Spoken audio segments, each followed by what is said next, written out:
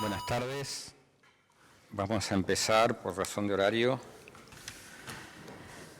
con la mesa.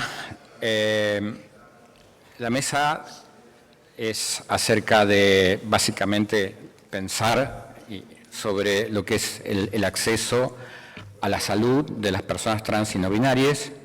En Argentina está pensado como un recorrido desde la experiencia de lo que significa tratar de llegar al sistema de salud, algunos modelos que están intentando trabajar sobre eso y finalmente cerrar con una propuesta de cómo debería tener nuestro país una norma que piense en la salud en relación a todo lo que son los derechos a los que no acceden las personas trans en este momento en nuestro país. Así que, siguiendo esta lógica con la que hemos pensado la mesa, voy a darle la palabra en primer lugar a Alex Llamazares. Alex está coordinando la Comisión de Diversidad de la Asociación Argentina de Salud Pública, con el espíritu, como ustedes saben, de la asociación, que no sea una asociación exclusivamente de profesionales de la salud, sino que sean equipos, toda persona que esté interesada en el tema salud y particularmente activistas en salud forman parte de la comisión. Y Alex está coordinando la Comisión de Diversidad y vamos a darle la palabra para arrancar con la mesa. Bueno, hola, muchas gracias por estar acá, por interesarse. Como contó, bueno, me llamo Alex Llamazares, tengo 19 años, soy un varón trans, transicioné cuando tenía 14 años aproximadamente y hago activismo en el área de la implementación de la educación sexual integral y del acceso a los derechos del colectivo LGBT, puntualmente de las juventudes e infancias trans y la comunidad bisexual. Y bueno, y siguiendo ese eje les quiero contar que acá en Argentina tenemos ciertas legislaciones que nos dan derecho a las personas trans a, por ejemplo, llevar nuestro DNI con nuestro nombre, o tenemos el derecho al trato digno, donde se legisla que todos tenemos derecho a ser tratados por nuestro nombre y por nuestros pronombres de elección. Pero si bien tenemos todas estas legislaciones que la verdad que son innovadoras, que son leyes que no existen en otros lugares del mundo o no con estas características tan avanzadas, las leyes no son suficientes, no alcanzan para generar un cambio social y cultural que necesitamos para que las personas trans podamos tener una vida más digna y que accedamos realmente al área de salud como corresponde, a todo lo que es el área médica puntualmente, es un área donde se nos vulnera históricamente y donde sufrimos muchísimas violencias. Tenemos muchas barreras para acceder al área de salud y me parece importante entender que el acceso a la salud de las personas trans no es simplemente hablar de tratamientos hormonales, no es simplemente hablar de procedimientos quirúrgicos. Para empezar, no todas las personas trans queremos acceder a estos procedimientos. Yo, por ejemplo, no tengo pensado hacer un tratamiento hormonal, no tengo pensado hacer una operación. Y esto hace que muchas veces se cuestione todavía más mi identidad. Y es importante entender que eso no es solamente salud para las personas trans, porque tenemos problemas para acceder a cualquier tipo de consulta médica, tenemos problemas para acceder a cualquier área, como puede ser la educación, como puede ser un trabajo. Entonces, es un aspecto que atraviesa muchas áreas de nuestra vida, puntualmente en el sector de educación, que es donde suele empezar nuestra transición, porque está comprobado que la mayoría de las personas LGBT en general se identifican antes de cumplir los 18 años, por lo que todavía estamos atravesando nuestro proceso de formación educativa. Y esto hace que sea el primer lugar donde sufrimos discriminación nuestra casa y nuestros colegios. Yo pasé por muchas situaciones de violencia en mi proceso de educación secundaria. También sufrí discriminación por parte de mi familia y esto es fundamental porque tenemos que entender que es interdisciplinario cualquier acompañamiento a una persona trans y fundamentalmente a una infancia o una adolescencia trans. Es importante entender que vulnerar cualquier tipo de derecho a una persona trans, como puede ser el acceso a la salud, como puede ser el acceso a la educación, vulnera el resto de derechos a los que tenemos acceso, a los que deberíamos tener acceso. Y por ejemplo, tenemos que entender también que la salud implica distintos factores de nuestra vida, y puntualmente por esto de que somos muchas las personas trans que sufrimos acoso escolar, que sufrimos violencia en distintos ámbitos, también tenemos muchas complicaciones para acceder a lo que es la salud mental, a lo que es tener una terapia psicológica, por ejemplo, y es importante porque también son áreas en las que se nos estigmatiza y en las que sufrimos muchísima violencia. Personalmente, al haber transicionado a tan temprana edad, pasé por muchas situaciones donde incluso tuve psicólogas que me han dicho que esto era una etapa, donde le he dicho a mi papá que en ese momento no me aceptaba, que esto era una etapa. Y eso no solo tiene que ver con el transodio que vivimos actualmente y con negar nuestras identidades trans, sino que también tiene que ver con el adultocentrismo. Hoy en día tenemos como norma que la palabra de una infancia o una adolescencia no vale lo mismo que la de un adulto. Y eso, a la hora de hablar de infancias y adolescencias trans, es algo súper importante y súper valioso entender que son vivencias y que es algo personal y que es algo que hay que acompañar desde cualquier ámbito de nuestras vidas. Bueno, también les quiero acercar algunos datos respecto al relevamiento de las vivencias de las personas trans masculinas y las personas no binarias que se realizó desde ATA y Fundación Huésped en 2021, donde se relevó que 7 de cada 10 varones trans o personas no binarias dejan de acceder a una consulta sobre salud sexual o salud reproductiva por tener miedo a ser discriminadas o por haber sufrido algún tipo de discriminación. Entonces, son derechos a los que no estamos pudiendo acceder por muchísimos motivos y el cambio lo tenemos que hacer en el día a día. Son las acciones pequeñas, como preguntar un pronombre a una persona con la que empezamos a hablar, sin importar cómo sea su imagen, sin importar si nos despierta dudas o no, porque esto de creer que vamos a poder identificar cuando una persona es trans o no, es falso. Y estamos vulnerando un derecho al tratar a una persona por unos pronombres que no le corresponden. Es importante entender también que desde el ámbito escolar sufrimos muchísima discriminación y esto, como ya comenté, no solo nos saca el derecho a la educación, nos saca el derecho a después conseguir un trabajo, a conocer nuestros derechos. Yo personalmente, hasta no entenderme como una persona bisexual cuando tenía 12 años, no tenía idea de lo que era el colectivo LGBT. Y gracias a haberme identificado como una persona bisexual, pude conocer a personas trans y entender que a mí me estaba pasando eso, que yo tenía una identidad de género que no era normativa. Y gracias a eso pude empezar mi transición y empezar a entenderme a mí como una persona trans y poder empezar a vivir mi vida de una forma más digna. Las personas trans no elegimos ser trans. Lo que elegimos es hacernos cargo de que no podemos vivir una vida en una identidad que no nos corresponde. Nos hacemos cargo de eso, de que es una vivencia interna que es complicada de llevar porque claramente, por ejemplo, lo primero que haces cuando tenés dudas sobre tu género es empezar a googlear y todo lo que te sale es trágico, es tipo transfemicidio, el crimen de odio, la expectativa de vida. Y también es importante empezar a entender que, por ejemplo, gracias a ser trans conseguí un montón de amigues, conseguí un montón de redes, conseguí un montón de personas que me respetan y que me acompañan y que me acompañaron mucho en este proceso. Mi mamá, por ejemplo, me acompañó incondicionalmente durante todo mi proceso de transición y hubiese sido muy distinto si yo no hubiese tenido ese acompañamiento. Entonces, siempre tenemos que intentar ser esa persona que está ahí y que respeta, y de verdad les digo que con un acto tan sencillo como preguntarle los pronombres a alguien cuando empezamos a tener trato, le cambias el día a una persona trans, le das la oportunidad de saber que ahí vas a tener un lugar respetuoso, que ahí vas a tener un lugar de acompañamiento.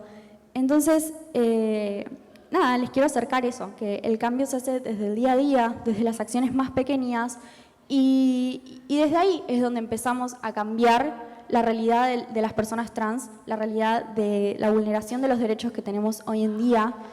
Y no, si bien la lucha es colectiva, y estamos haciendo un montón de acciones que van a contar más adelante, es importante entender esto. Están siendo vulnerados muchos derechos. Las personas trans no solamente queremos acceder a la salud cuando queremos un tratamiento hormonal. Las personas trans tenemos derecho a acceder a una consulta médica sin ser discriminadas siempre. A mí me costó muchísimo poder conseguir una ginecóloga que respete mis pronombres.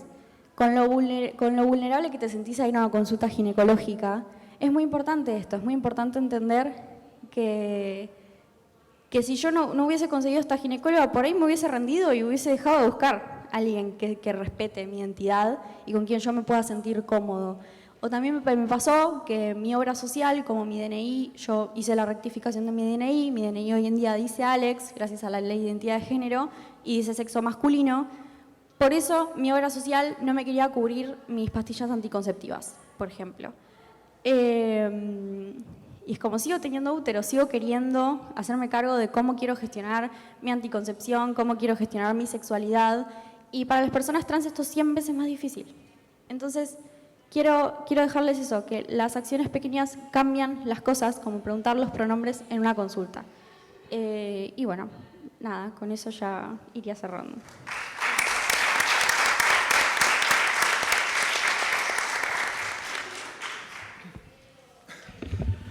Gracias, Alex. Vamos a después, una vez que terminen las exposiciones, a abrir para tener una conversación entre todas y todos. Ahora le paso la palabra a Mariana Miseli. Mariana es abogada marplatense y nos va a contar sobre el consultorio de salud y diversidad que está funcionando en Mar del Plata. Hola, bueno, antes que nada un placer estar acá. La idea de mi participación en esta mesa es de algún modo contarles, traerles la experiencia de lo que sucede en Mar del Plata. Como bien dijo Sergio, formo parte de un consultorio que a su vez forma parte de un programa que se llama Programa Municipal de Salud y Diversidad, que ayer justamente cumplió 2 años, ¿sí? Ayer estuvimos de festejo en el consultorio. Este programa, traje unas filminas, ¿no? Están allá, están como muy arriba. ¿Puedo ir pasándolas? Supongo, ¿no? Sí, sí. Bien. Digo, para sintetizar la información en estos 10 minutos. Bueno, ¿quién soy? Mucho no es muy importante. Supongo que es para acá. El Programa Municipal de Salud y Diversidad, como les decía, es un espacio dependiente de la División de Medicina General, de la Secretaría de Salud de la Municipalidad de General Pueyrredón, donde está Mar del Plata, ¿sí? Y está enfocado en la atención de la población LGBTIQ+, ¿sí? Ay, no sé qué hice. Bueno, los objetivos de este programa son fortalecer las estrategias de promoción, prevención y atención sanitaria integral de calidad para todas las personas, ¿sí? Si bien hay un foco en el colectivo LGBT y dentro del colectivo LGBT, en las personas travestis, transexuales, transgéneros y no binarias, es para todas las personas, ¿sí? Pretende garantizar el pleno acceso a la salud para las personas del colectivo LGBTIQ+, desde una perspectiva de género, diversidad y derechos humanos. Y para ello promueve la superación de las barreras causadas por el estigma, la discriminación, la violencia y la desigualdad social. Esos son como los objetivos del programa.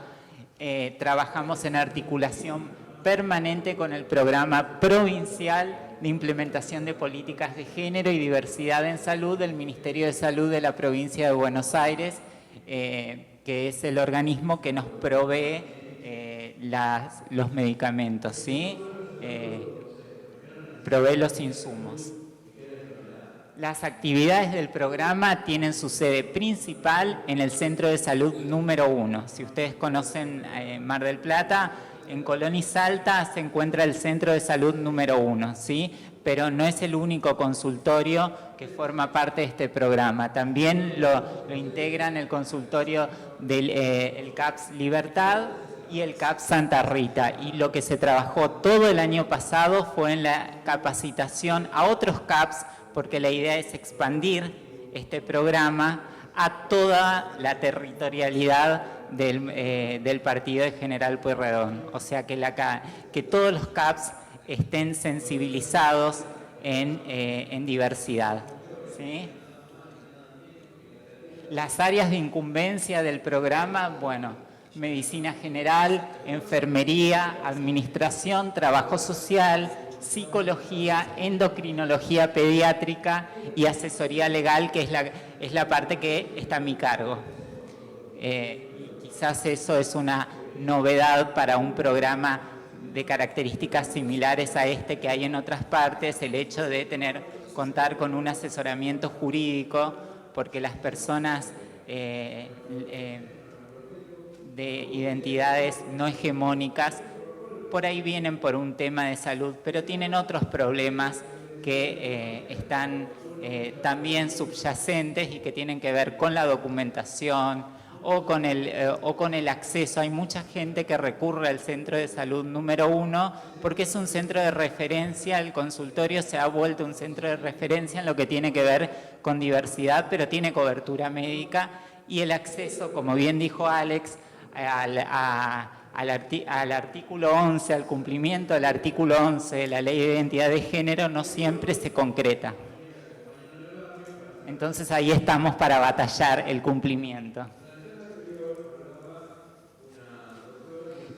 También funcionan en el Centro de Salud número 1 un conversatorio de pares para personas travestis, trans, no binarias y otras identidades no hegemónicas, un taller para familiares y entornos afectivos de personas travestis, trans, no binarias y otras identidades no hegemónicas con el acompañamiento de profesionales del equipo interdisciplinario, un taller de escritura creativa y últimamente hace un mes iniciamos una ronda de feminidades, porque lo que advertimos, de acuerdo a las consultas y lo que iba circulando en el consultorio, que había necesidades de la diversidad que no se podían aglutinar dentro de un solo conversatorio, que eran propias de las feminidades. Entonces creamos hace un mes más o menos un conversatorio específico con temas que aborde temas específicos de la diversidad, de las feminidades.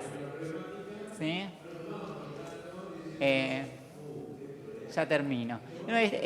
Simplemente estos gráficos que parecen complicados para que vean la evolución de la atención en 2021 respecto, que son las barras celestes, y las rosas son las del 2022. Si ustedes se puede ver con claridad que en la franja etaria de mayor atención es la de 16 a 20 años. ¿Sí? Es el grupo mayoritario hoy por hoy de atención. Y este gráfico hace referencia a la incumbencia, medicina general, trabajo social, psicología, enfermería, endocrinología pediátrica y abogacía. Y esto es del 2022. El año pasado yo iba cada 15 días, o sea, miércoles por medio, que son los días que funciona el consultorio.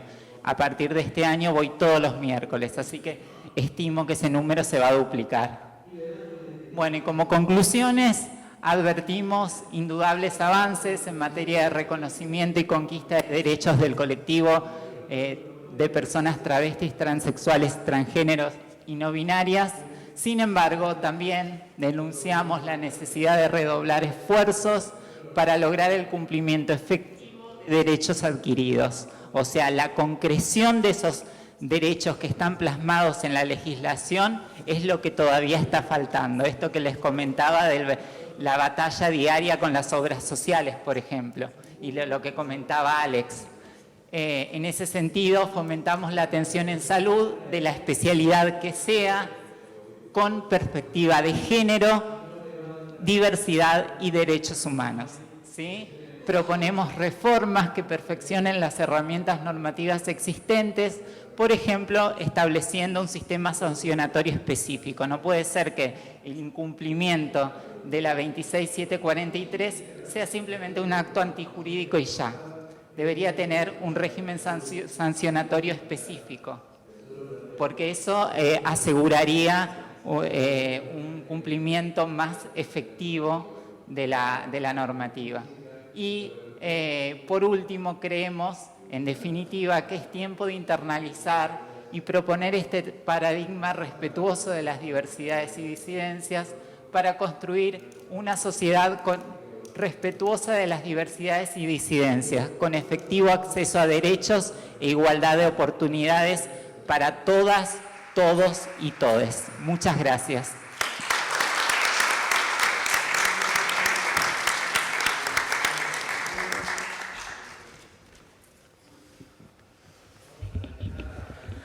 Gracias, Mariana. Y vamos a darle la palabra a Ariel González Bautista. Ariel actualmente es el responsable del programa de VIH de la provincia de San Juan y nos va a contar la experiencia histórica del consultorio amigable que se creó en su momento en San Juan, y de esos consultorios originales es el único que se ha mantenido activo y creciendo durante todos estos años. Ariel. Bueno, muchas gracias, Sergio, muchas gracias a mis compañeros de mesa. Un placer estar acá, a quienes están presentes. Yo me voy a parar como la compañera también y les pido ahí el tiempocito. Gracias. Bueno, me apoyo un poco en las palabras de Alex, de Mariana, un poco para comentarles también nuestra experiencia, charlar las necesidades. Celebro que estemos quienes estemos porque es un clima más íntimo. No deja también de generarme un interrogante en una oportunidad tan importante como este Congreso Internacional, que no haya más personas aquí, justamente cuando hablamos de diversidad y de trabajar en integración. Bien. Ahí estamos. Bueno, este consultorio, como bien decía Sergio recién, surge en el año 2012 en el CARF, Centro de Adiestramiento René Favaloro. Le ha quedado un nombre antiguo porque es un centro formativo de residencias.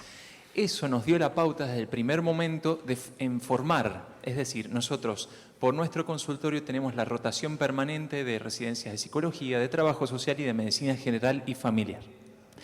Sirvió la medicina general y familiar para el enfoque amplio, ¿sí?, desde la parte médica, y nos apoyamos en nuestros procesos de laboratorio, serológico, citológico, en farmacia, en vacunatorio, ¿no? Siempre pensando en la atención integral y como decía Mariana recién, ¿no? O sea, por ahí uno escucha algunos enfoques que apuntan solamente a la hormonización o solamente, y en realidad, bueno, la persona es una integralidad. Hemos intentado desde ese primer momento sostenerlo. Esto, como dijo Sergio, surgió de las agencias internacionales y bueno, fue uno de los pocos consultorios en la provincia que se ha mantenido. Ahora estamos intentando reabrir otros. Está ubicada en el departamento Rawson, que es un departamento que en San Juan tiene una de las mayores cantidades de habitantes, estratégicamente puesto ahí por la densidad poblacional y por el centro de salud, que es un centro de salud amigable e integral. Como objetivos tuvimos optimizar la respuesta oportuna de las necesidades de salud del colectivo, estimular acciones, ¿no?, la formación, y esto lo pongo, no detallé mucho para no excederme en cuanto a la visión, tratar también de ser referentes, es decir, universalizar la muestra, que podamos ser referentes a nivel provincial y bueno, ir entendiendo estos desafíos cotidianos. A veces uno quisiera ir mucho más rápido de lo que la necesidad o dar cuenta en el momento de la necesidad social, de la necesidad del colectivo LGBT. También es como un doble diálogo, porque entendemos que en esta formación hay un sistema que mucho tiempo no dialogó con la diversidad del sistema de salud y a la inversa. Entonces estos cambios sociales, culturales, idiosincráticos de la estructura, de la cultura organizacional, llevan su tiempo. En cuanto al servicio, ¿no? Nosotros tenemos un espacio de consejería en donde vamos a encontrar la parte de psicología, de trabajo social, el abordaje médico específicamente, el laboratorio, como les decía, análisis de VIH, sífilis, hepatitis para todo el mundo, no solamente para la comunidad LGBTIQ+, cepillados anales, vaginales, ¿sí? Contamos también con la implementación desde el 2021 con las agencias internacionales de PrEP, ¿sí? La profilaxis preexposición, que hemos podido sostenerla también en este abordaje integral y que esperamos fortalecer también. Y bueno, algo que me parece fundamental plantear, que es el abordaje en red. Hemos podido realizar y acompañar una serie de estudios, de investigaciones y realizar nuestras propias investigaciones en lo que tiene que ver con APS, atención comunitaria y trabajo articulado en red entre no solo interministerialmente o desde lo estatal con otros ministerios, sino también con la sociedad civil. Mientras más complejo, por así decir, es el abordaje en cuanto a los sectores, más fácil es sostener la estrategia también. Y menos resistencia existe en cuanto a las pautas que se van implementando. Algunos de los entes con los que hemos articulado son las agencias internacionales, Dirección Nacional de VIH/AIDS, el INADI, Ministerio. Con el INADI tuvimos también una experiencia bastante enriquecedora. Fuimos el primer consultorio y el primer sector de salud de la provincia de San Juan que logró incorporar al INADI en una capacitación oficial en cuanto a las prácticas adecuadas. Distintos ministerios, sociedad civil, municipios, Premio Provincial de la Calidad, hemos participado 2 veces del Premio Provincial de la Calidad para mejorar justamente la atención a los usuarios y las usuarias y de alguna manera orientarnos, que la orientación sea empática también, poder medirnos, porque es todo un tema. A veces hacemos atención, a veces hacemos la parte de asistencia y bueno, después hay que sistematizar ese dato, ya estamos cansados o no sabemos y esto también es importante, porque si no medimos no hay política sanitaria posible, vamos haciendo políticas sanitarias ciegas.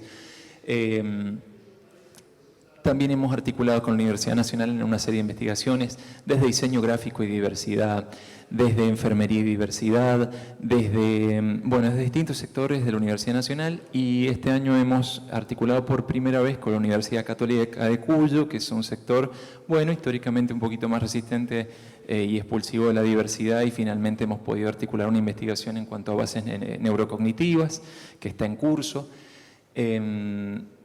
Con el servicio penitenciario también hemos trabajado y estamos trabajando desde el área de diversidad, prensa y otros espacios más, ¿sí?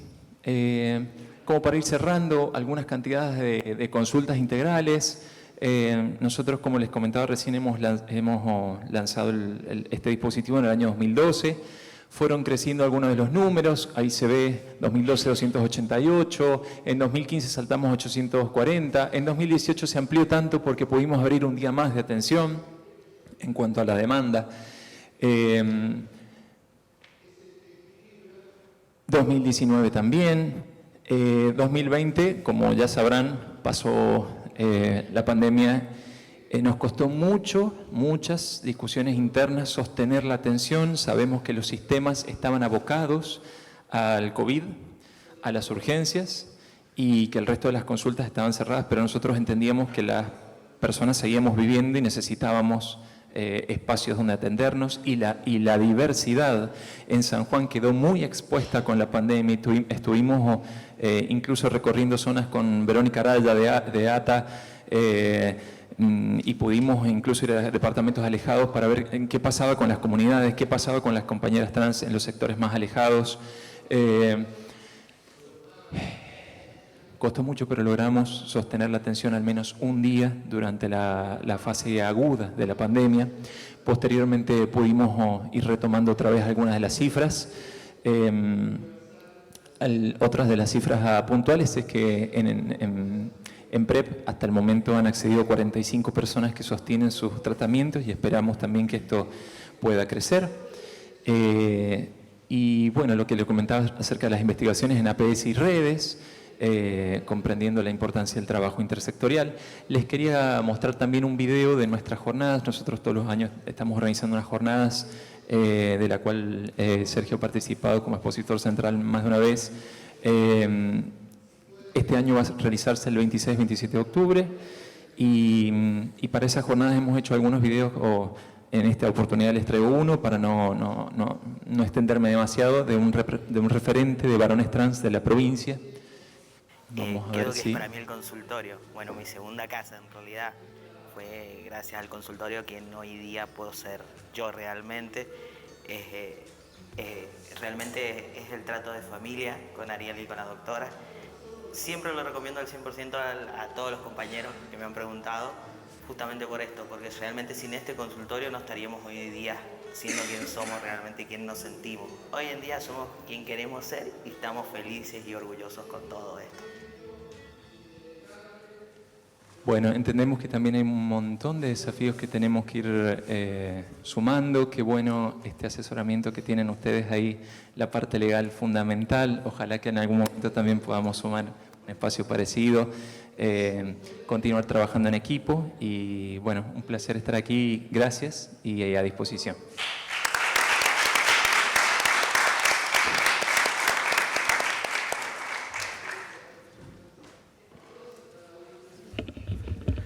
Gracias, Ariel. Y ahora vamos a darle la palabra a Marcela Romero. Marcela ha sido la histórica presidenta de ATA, la Asociación de Travestis, Transexuales y Transgéneros de Argentina, y es la presidenta de la RELAC Trans, que es la red latinoamericana de personas trans, también durante varios años. Y nos va a contar cuál es la propuesta de ATA y de las personas trans y no binarias en relación a una legislación que contemple todos sus derechos, como es la ley integral trans. Marcela.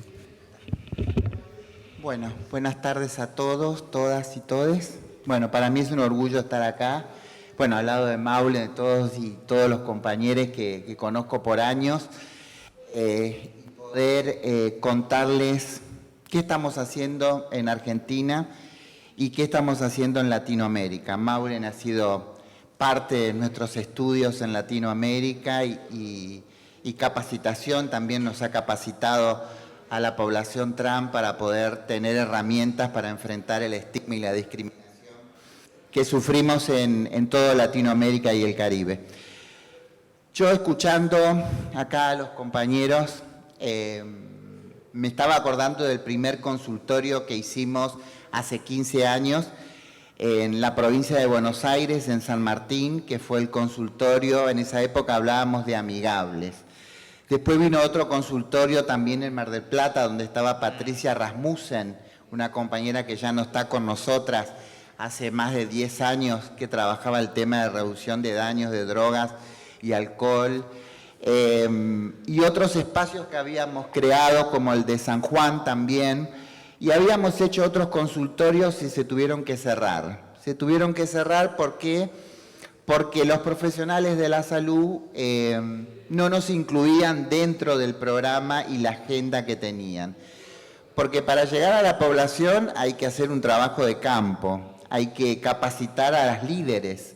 En cada lugar hay una líder trans que hay que capacitarla para que esa compañera pueda llevar la información y pueda también acompañar a esa compañera a los servicios de salud o compañere a los servicios de salud y servicios de salud que estén adecuados, en este caso para las personas trans. Muchas veces pueden pensar que nosotras necesitamos lugares especiales y no, lo que queremos es respeto. Queremos que respeten nuestra identidad de género, queremos tener servicios, una salud integral, queremos tener un ginecólogo, queremos tener salud sexual y reproductiva, queremos acceder a todos los beneficios que accede cualquier persona en la salud. Eso no existe en Latinoamérica y tampoco existe en Argentina. La mayor mortalidad de las personas trans en Argentina es el VIH. A pesar de que cuando hablamos de VIH hablamos de tratamiento, el tratamiento está, el acceso a los servicios están, pero la comunidad trans todavía se sigue muriendo de VIH y en un estado terrible de VIH. La segunda son los crímenes de odio, los crímenes con saña.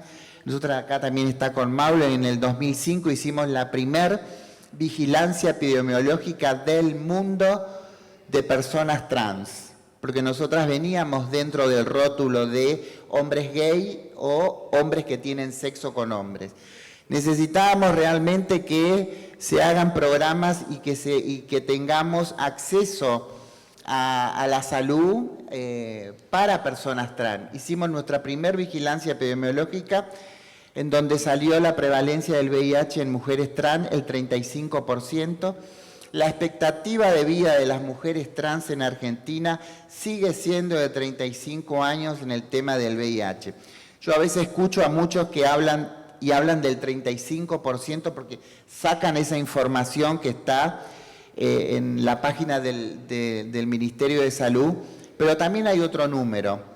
Hay una expectativa de vida de mujeres trans entre 20 y 25 años, que son las mujeres trans que entran dentro de los crímenes de odio.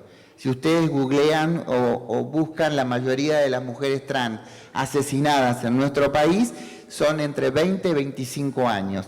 En el tema del VIH es hasta los 35 años. Nosotras hicimos un trabajo con el programa y con las agencias que están en Argentina. Hicimos un trabajo en el tema del acceso a la medicación, el acceso a la salud para las personas trans, y logramos elevar la expectativa de vida de las mujeres trans. En este momento en Argentina tenemos un número de mujeres trans mayores de 50 años que están dentro de protocolos y que accedieron a los medicamentos en el tema del VIH. Eso lo logramos, está muy bueno poder lograr que las personas trans accedan a los servicios de salud y que puedan acceder a profesionales capacitados. Nosotras como organización lo que le reclamamos al Estado es que necesitamos un presupuesto que vaya dirigido en el tema de la salud integral para las personas trans. Como ustedes saben, muchas de las personas trans de los años 70, 80, 90, 2000, nos inyectamos aceites en el cuerpo, tenemos problemas en nuestros cuerpos, nos van amputando los senos, las caderas, ese aceite llega a los pulmones, llega a otros lugares de nuestro cuerpo y terminamos falleciendo porque no tenemos profesionales y no hay un presupuesto en donde se capacite a cirujanos y a profesionales para poder extraer ese aceite que tenemos en el cuerpo. Todo eso es por falta de políticas públicas y por falta de tratamientos que necesitamos las personas trans. Algunas, como decía el compañero, no es necesario que todas tengamos que pasar por un cirujano, pero nosotras yo vengo de otra generación, una generación en la cual nos construíamos para el otro, no nos construíamos para nosotras. Entonces, esa construcción ahora, después de 20, 30 años, vinieron los problemas de salud. Yo felicito a las nuevas disidencias porque la verdad que poder construirse para una, sin importar al otro, y sin tener que acceder a un tratamiento hormonal, y sin tener que acceder a la cirugía, eso es realmente una construcción de identidad trans. Que una pueda vivir como quiere vivir y como puede y como quiere decidir vivir, sin tener que construirse para el otro y, por supuesto, construirse dentro del machismo. Porque yo me construí dentro del machismo, me construí para que ese hombre me vea bien, ese hombre pueda salir en las noches conmigo en el trabajo sexual, pero todo eso me trajo problemas de salud. Nosotras le pedimos al Congreso de la Nación que se pueda debatir una ley integral trans. Tenemos que hablar de leyes de máximas, no podemos hablar de leyes de mínima. Tenemos que hablar de leyes en la cual ninguna, ninguno y ninguna quede afuera, porque no podemos quedar ni afuera ni al costado. El beneficio tiene que ser para todas y todes la comunidad trans. La ley integral facilita presupuesto en los hospitales para las personas trans, para que accedamos a cirujanos. Ustedes saben que hay una ley de identidad de género que no se cumple. Hay 2, 3 médicos en todo el país que están preparados para hacer cirugías de reasignación o cambio de sexo. Los quirófanos no se abren, no hay presupuesto para abrir los quirófanos. Ahora esos mismos médicos nos operan si tenemos una obra social. La mayoría de los cambios y las cirugías se están haciendo todas por obra social. Ahora, no hay una población trans que accedió al circuito laboral y que tiene obra social. Son muy pocas las compañeras. Entonces, están accediendo un grupo de personas trans. Y realmente cuando uno genera una ley para una población excluida, marginada, es una ley para que esa persona pueda acceder a esos beneficios. La ley integral es una ley que beneficia desde la niñez, adolescencia y adultas mayores. Porque pareciera que en Argentina las personas trans nacemos a los 18 años. No hay niñeces, no hay jóvenes trans. Entonces todas las políticas son para personas trans mayores de 18 años. Cuando ya entraste al circuito laboral, al circuito de la prostitución o el trabajo sexual, cuando ya contraes el VIH, cuando ya tenés un montón de problemas. Y creo que hay que tratar de generar leyes que tengan y que generen prevención. Y en este caso la ley integral lo que hace es prevenir y poder acceder las personas trans a la educación, a una salud integral, a una reparación histórica con las mujeres trans adultas mayores. Todavía seguimos 400 o 500 mujeres trans en Argentina, quedamos afuera del nunca más. Somos las olvidadas de la democracia. Nosotras sufrimos la dictadura militar, encarceladas, nos tuvimos que ir del país. Yo tengo ya 60 años y me tuve que ir del país, después regresé, pero muchas de mis compañeras se fueron y nunca más regresaron y muchas murieron afuera de nuestro país, sin poder disfrutar una ley de identidad de género. Queremos una indemnización del Estado argentino a las mujeres trans que sufrimos la dictadura militar, que fuimos torturadas, perseguidas y que no pudimos acceder a los beneficios que accedieron la mayoría de los ciudadanos. La ley integral es una ley donde también da un subsidio a las mujeres trans mayores de 50 años. Muchas veces se habla de una jubilación y la verdad no es una jubilación, porque yo siempre digo que yo me tendría que jubilar este año. Yo por lo menos tendría que cobrar 6 jubilaciones, porque yo ejercí el trabajo sexual desde los 18 años y siempre me cobró el Estado para poder trabajar en una esquina. El mismo Estado, la policía, me cobraba dinero para poder transitar en el gobierno militar, para poder caminar, en la democracia, para poder pararme y poder subsistir, para poder tener mi dinero, para poder subsistir. Entonces yo cumplo 60 y no tengo una jubilación, por eso digo que yo me tendría que jubilar por lo menos con 20 jubilaciones, porque pagué toda mi vida para poder transitar en el país. Y creo que eso es lo que hay que tratar de cambiar y tratar de ver cómo una ley integral trans va a llegar a toda la población. Tenemos un cupo laboral también, una ley de cupo laboral. Es mínimo el cupo para las personas trans. El número grueso de la población trans, que es de de 30 años a 45 años, que es la población que está parada en las esquinas, la población que no está en la agenda política, que no accede a los programas, ese número de compañeras es la que tenía que haber entrado con el cupo laboral. Tendría que haber accedido al cupo laboral. Lo hablábamos con el doctor, con el compañero, el tema de tendríamos que haber capacitado a las compañeras para que puedan entrar al circuito laboral y salir de la marginalidad. Creo que eso no se pudo hacer. Son muy pocas las compañeras que entraron al circuito laboral.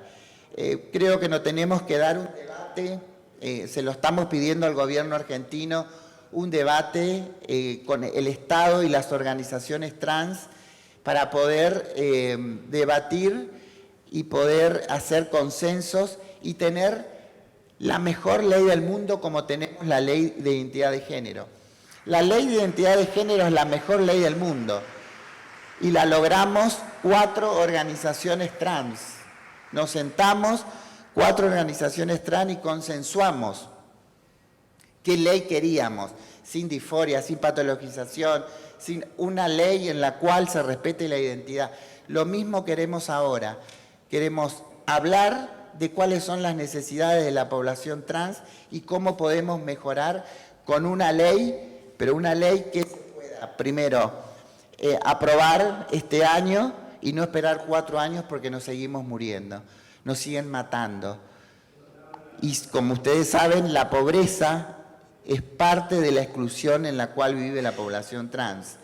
Yo creo que es necesario que se pueda debatir en lugares como los municipios, en todos los lugares, y poder hablar de leyes, pero que sean integral. Ya no podemos ir por lo mínimo, no podemos ir por migajas. La comunidad trans no quiere migajas, la comunidad trans quiere vivir en democracia, porque también el cupo, yo cuando hablo de cupo, me parece que en un gobierno democrático no podemos hablar de cupo. Cupo para estudiar, cupo para la vivienda, cupo. No, la democracia es de todo y el acceso es de todos y todas. Entonces queremos que este año se pueda, o el otro, debatir una ley integral trans y que nadie quede afuera. Muchas gracias.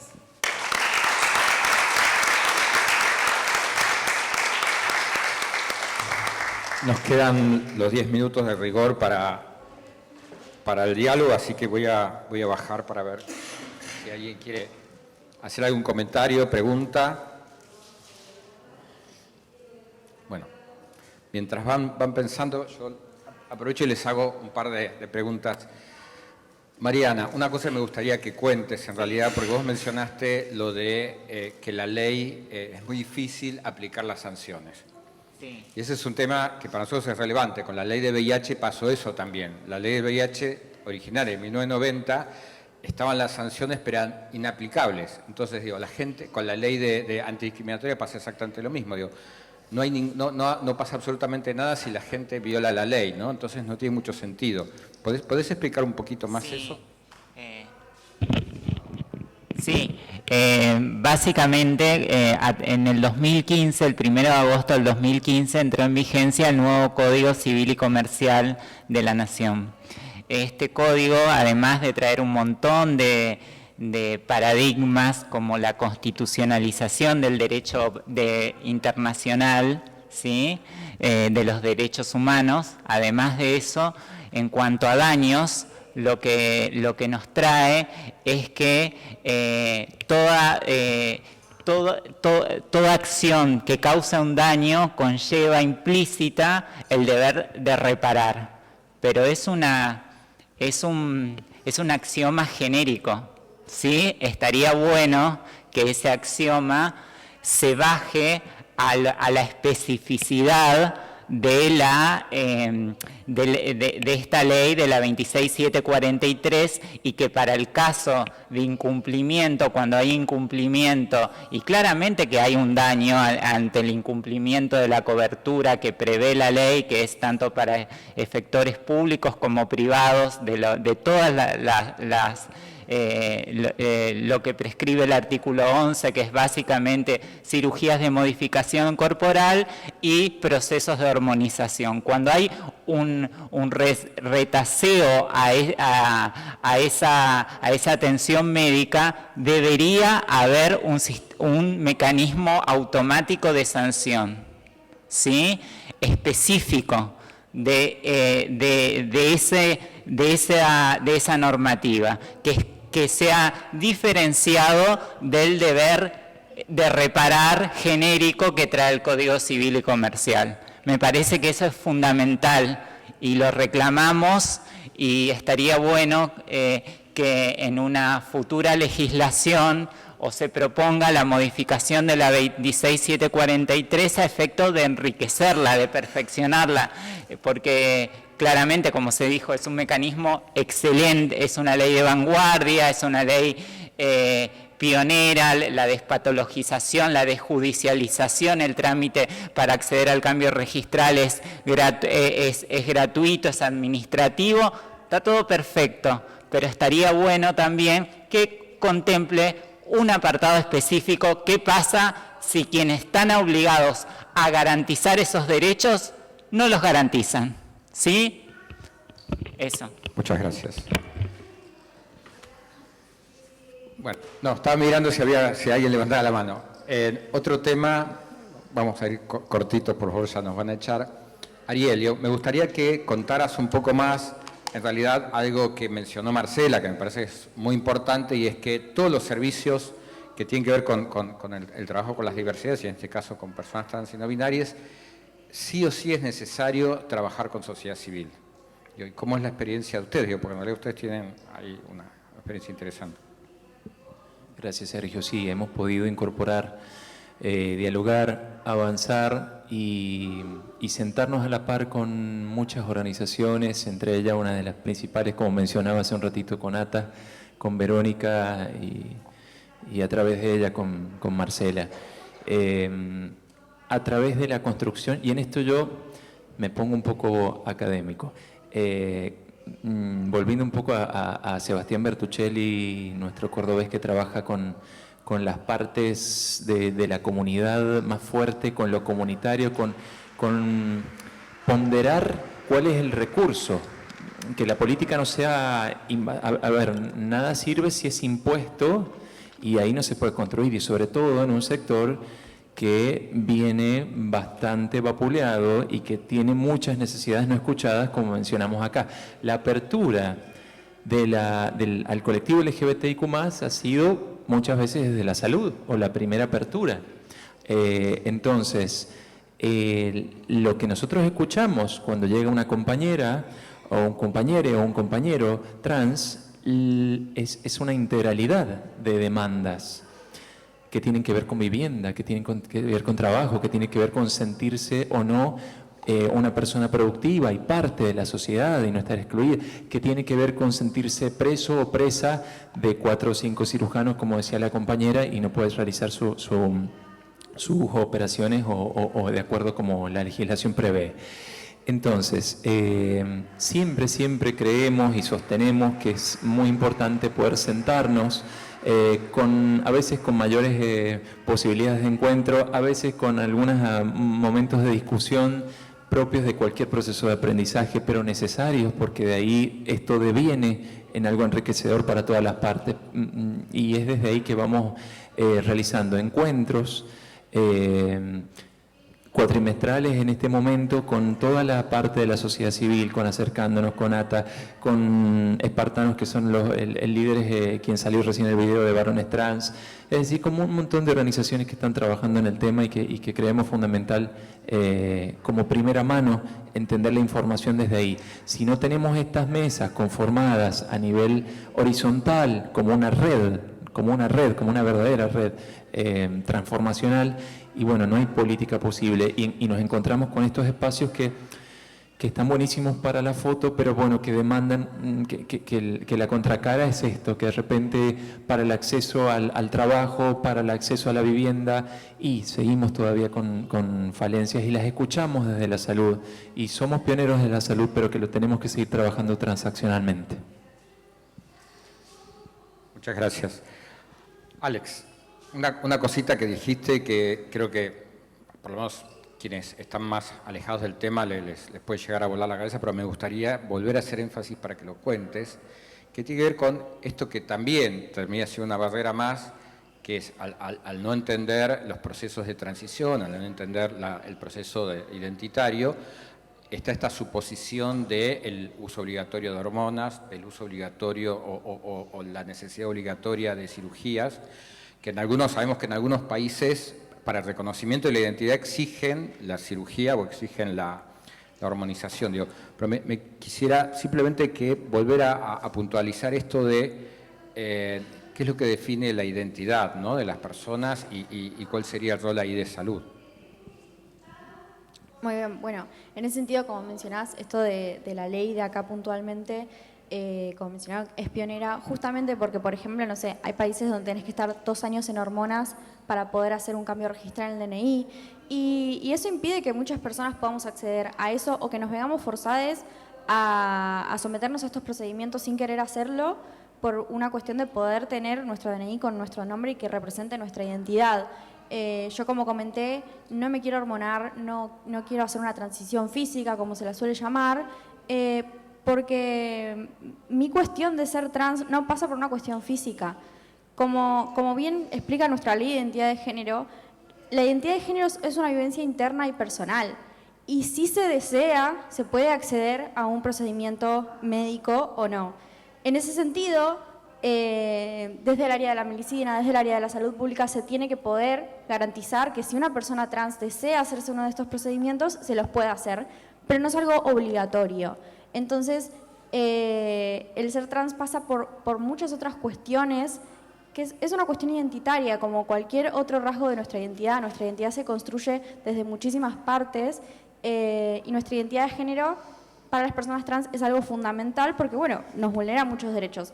Yo, por ejemplo, tuve que tomar la decisión de elegir verme como me veo. O sea, al principio de mi transición me había cortado el pelo corto, usaba binder, que son estas fajas para que no se noten las tetas.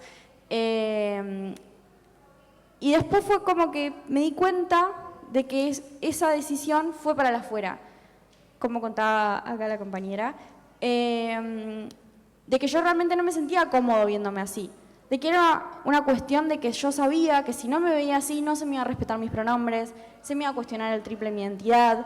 Me pasó mismo en mi casa cuando yo tomé la decisión de decir, che, si me quiero dejar el pelo largo me lo dejo, si quiero usar maquillaje me lo dejo, porque me gusta y porque me divierte y porque yo crecí haciendo baile, por ejemplo, y el baile me permitió tener una infancia súper queer y súper diversa, sin que se note, porque como se me leía como una mujer, no se notaba que yo estaba haciendo súper queer. Yo era una drag queen de chiquito, básicamente.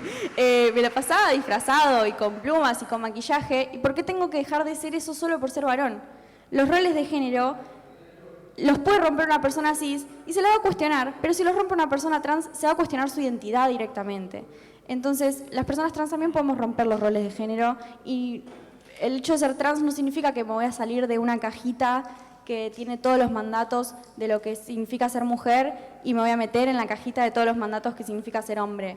Me quiero salir de la cajita, quiero dejar de estar dentro de un estereotipo y dentro de un rol impuesto, ¿no? Así que, bueno, creo que eso responde. Excelente. Sí, me parece que es algo interesante seguir repitiendo, porque la verdad es que yo creo que no está tan entendido eso, ¿no? Y a la hora de pensar los servicios de salud y cómo recibir de una manera amable, respetuosa a cualquier persona trans o no binaria, empezar a entender estas cosas es importante. Tampoco es obligatorio, no hay que hacer una especialización en sexualidad para atender a una persona trans, ¿no? Simplemente lo único que hace falta es respeto. Pero es interesante esto. Yo trabajo en el hospital de clínicas y nos pasa que cuando tienen que atender, yo no sé mucho del lenguaje, sí del respeto, cuando tienen que atender, muchos compañeros nuestros no quieren atenderlos y hubo que hacer una charla, una capacitación para que se entendiera la igualdad y la diferencia y sobre todo el respeto. Yo creo, y con los médicos también tenemos todo un tema de que si atienden o no atienden y a quiénes atienden y sobre todo las especialidades, porque hay especialidades que son más complicados. Como dijo él, a mí no me llama la atención de que haya tan poco público cuando en los 2 días que estuve de congreso se hablaba de la inclusión, de las diversidades, de todo esto. Me parece que por ahí es menos palabras y más acción. Eso me parece que es algo muy fuerte que nos falta. En el Hospital de Clínicas estamos tratando todo este tema y para nosotros es importantísimo, por lo menos para un grupo dentro del Hospital de Clínicas. Gracias. A mí me parece valioso, hay algo, empezar a construir también con gestos, ¿no? Que Alex sea quien coordina la Comisión de Diversidad de la Asociación Argentina de Salud Pública, me parece que es un gesto importante. Y que podamos sostener, idealmente, perdón, me estoy saliendo un poco de tema para contestar a la compañera, idealmente debería transversalizarse todos los temas. Digamos, que el próximo congreso no haya personas trans solamente de una mesa de personas trans, ¿no? Eso sería interesante, pero bueno, vos vas a cerrar, Marcela, ya sabemos que vas a cerrar vos. Me parece que ahora es un gesto, es el primer congreso, y en relación a lo que pasa en un consultorio o en cualquier servicio de salud, es esto, respecto a lo primero, uno no puede no saber cómo dirigirse, pero preguntarle cómo querés que te llame, cuál es tu identidad, no, nadie se va a ofender por eso, ¿no? En realidad el problema a veces que incluso la gente con la mejor voluntad se pone nerviosa, y es simplemente esto, preguntar, ¿no? De manera respetuosa, ¿cómo querés que te llame? Bueno. Sí, en este sentido creo que la capacitación es fundamental y creo que es mucho más enriquecedor cuando, por ejemplo, se acerca una persona trans a capacitar espacios como este. Porque muchas veces esta discriminación o este no querer tratar con gente trans es porque nunca lo hicieron, porque nunca tuvieron un acercamiento con una persona trans y no la ven como una persona.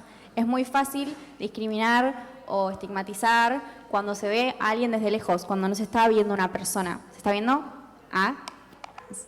Entonces, en ese sentido, la capacitación es fundamental y si se puede acercar a una persona trans a hacer una capacitación, es todavía más enriquecedor muchas veces.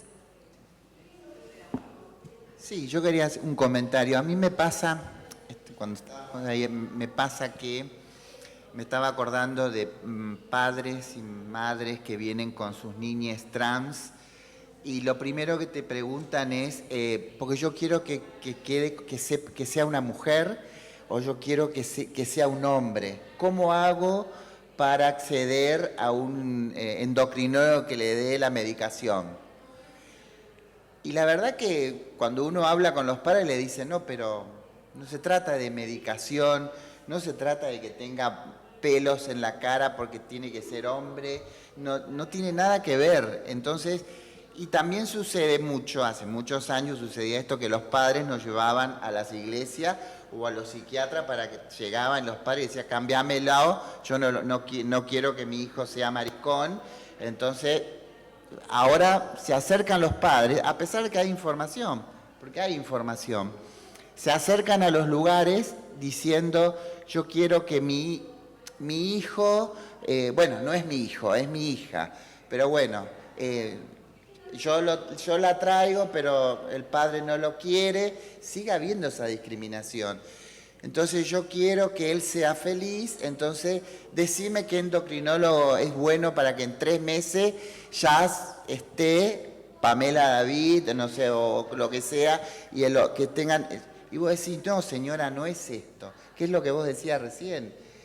Necesita, lo que no pasamos nosotras, necesita ese niño que la madre le hable, que el padre se sienta, que construyan juntos, que puedan proyectar, que sepa que ese niño o niña puede ser madre o no, si quiere o no, a futuro, que pueda estudiar, que pueda tener su documentación, si quiere o no, pero no llevarlo a ese niño a que se saque el documento para que nadie sepa que no es, que haga el tratamiento hormonal y que sea lo más masculino, femenino, para que nadie se dé cuenta. Y creo que eso no es, escuchaba a él, y la verdad que excelente.